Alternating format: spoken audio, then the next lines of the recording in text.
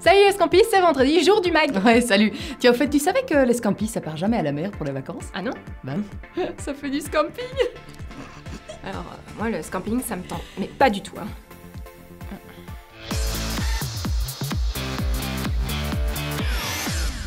Cette semaine, on vous parlera du rebranding de Glassdoor, on vous dévoilera les plus beaux endroits de coworking dans le monde et enfin, on terminera avec 4 conseils pour vous aider à améliorer votre carrière.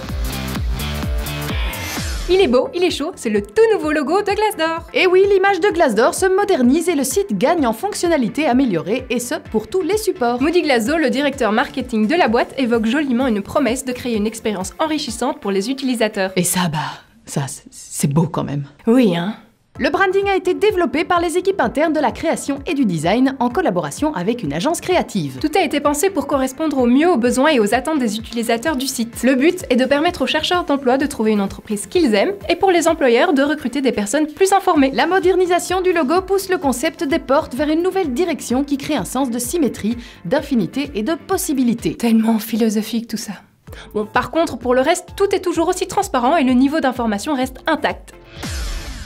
Aujourd'hui, la flexibilité, la mobilité et le télétravail sont des mots qu'on entend de plus en plus souvent. Les espaces de coworking fleurissent partout dans le monde et voici notre top 5. En dernière position se trouve le Ministry of New à Mumbai en Inde. Il est ultra bien décoré avec un couloir en extérieur exotique à souhait. Mais surtout on craque pour la coolitude de leurs bancs suspendus. Ensuite, il y a la Beta House à Barcelone avec son café au rez-de-chaussée et 6 étages où se répartissent les espaces de coworking, salles de réunion, d'événements et surtout l'étage de... Eh oh, debout là-dedans. Sieste.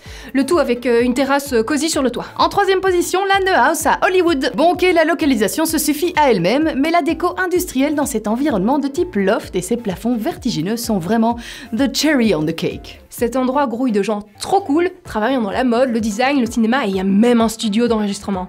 Cray cray. Mais comme ici quoi. Enfin, sauf pour la cafette. Sauf pour Hollywood et sauf pour la mode. En seconde place, on retrouve Ubud ou Ubud, c'est selon, à Bali. Ubud du monde quoi.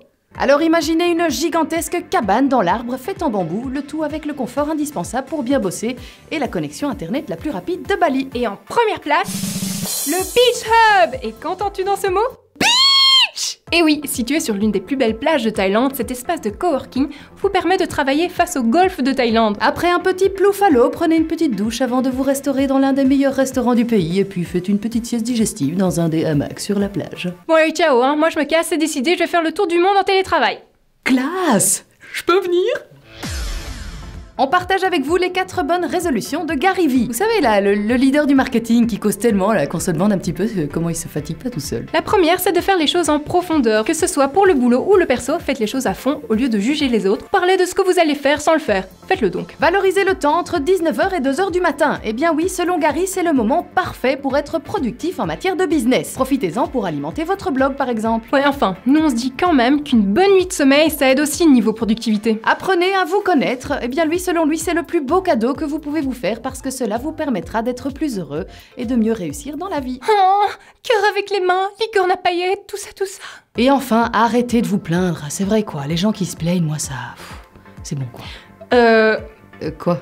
Ben, c'est que t'es un peu en train de te plaindre. Et en fait, selon Gary, être négatif, c'est la plus grande perte de temps qu'il soit. Alors trouvez la façon qui vous convient le mieux pour arrêter cette mauvaise habitude. Méditez ou écoutez des paroles positives par exemple. Bref, faites tout ce que vous voulez pour diminuer les plaintes car celles-ci se mettent toujours en travers de votre chemin vers la réussite. Peace. En même temps, un scampi en bikini, c'est un peu bizarre, non? Bon, ça vaut quand même mieux qu'un calamar en sous-sahar, hein.